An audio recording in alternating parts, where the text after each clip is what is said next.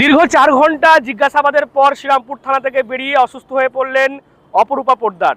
আজকেই যেমনটা আপনারা জানেন যে পুলিশের দ্বিতীয় নোটিশ পাওয়ার পরই হাজিরা দেন অপরূপা পোদ্দার। এনআইএর যে ঘটনা আমরা দেখেছি, তদন্ততে বাধা দেওয়া এবং পুলিশকে কার্যত হেনস্থা করার অভিযোগ ওঠে অপরূপার বিরুদ্ধে, এবং তারপর তাকে প্রথম নোটিশ দেওয়া হয়েছিল বুধবারে হাজিরা দেওয়ার জন্য। তিনি যাননি, বৃহস্পতিবারও যাননি, এবং তারপর বৃহস্পতিবার সন্ধ্যায় আবার নতুন করে তাকে নোটিশ দেওয়া হয় এবং আজকে বেলা 12টার মধ্যে তাকে যাওয়ার কথা বলা হয়েছিল এবং দেখা গেল 12টা বাজার আগেই 5 মিনিট আগে অপরূপা পোদ্দার তিনি শ্রীরামপুর থানায় গিয়ে হাজির হন এবং প্রায় 4 ঘন্টা ধরে তাকে জিজ্ঞাসাবাদ করেন তদন্তকারী অফিসাররা।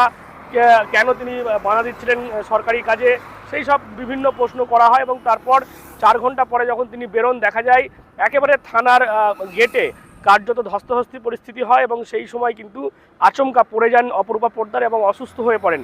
তারপর সেখান থেকে তাকে টোটো করে উদ্ধার করে শ্রীরামপুর ওয়ালস হাসপাতালে নিয়ে যাওয়ার কথা ছিল, কিন্তু দেখা যায় মাঝপথে তিনি হাসপাতালে না গিয়ে সোজা টোটো নিয়ে রিসরায় তার বাড়ি, সেই বাড়িতে চলে যান এবং কার্যত সংবাদ মাধ্যমের প্রশ্ন তিনি এড়িয়ে যান।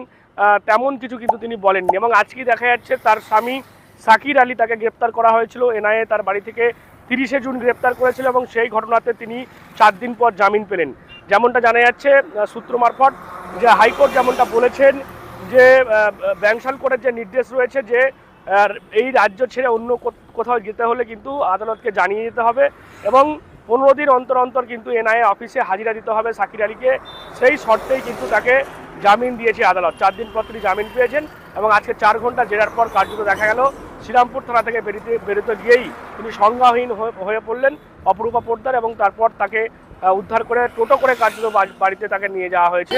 নিয়ে যাচ্ছে সেই ছবি কিন্তু দেখাচ্ছে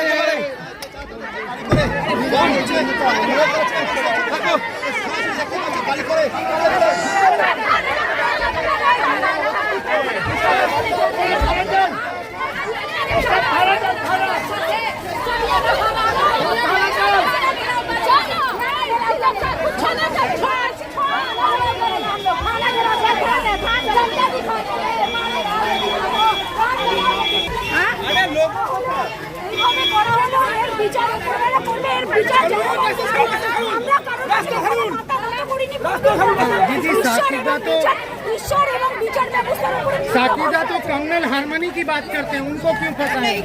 साकीजा तो कंगनल। दीदी की बोलবেন, दीदी की बोलবেন, दीदी की बोलবেন, दीदी की बोलবেন, दीदी की बोलবেন, दीदी की बोलবেন, दीदी की बोलবেন, दीदी की बोलবেন, दीदी की बोलবেন, दीदी की बोलবেন, दीदी की बोलবেন। সব মিলিয়ে এনআইএর যে তদন্ত, রামনবমীর যে অশান্তি মামলা, সেই ঘটনায় সাকির আলীকে গ্রেপ্তার করা হয়েছিল এবং এনআইএকে তদন্তে বাধা এবং পুলিশের হেনস্থার যে অভিযোগ করেছিল অপরূপা পোদ্দার বিরুদ্ধে, তাকেও থানায় তলব করা হয়েছিল এবং আজকে তিনি শ্রীরামপুর থানায় গিয়ে তার যথাযথ উত্তর দিয়েছেন এবং তারপর বেরিয়ে তিনি বাড়িতে চলে গিয়েছেন, এমনটাই কিন্তু জানা যাচ্ছে। সব মিলিয়ে এই যে ঘটনা, সেই ঘটনা দেখা যাচ্ছে এভাবেই সাকির আলী এবং তৃণমূলের প্রাক্তন সাংসদ অপরূপা পোদ্দার, তাদেরকে এভাবেই একদিকে যেমন এনআইএর হাতে গ্রেপ্তার হতে হলো, অন্যদিকে তলব করলো শ্রীরামপুর থানার পুলিশ।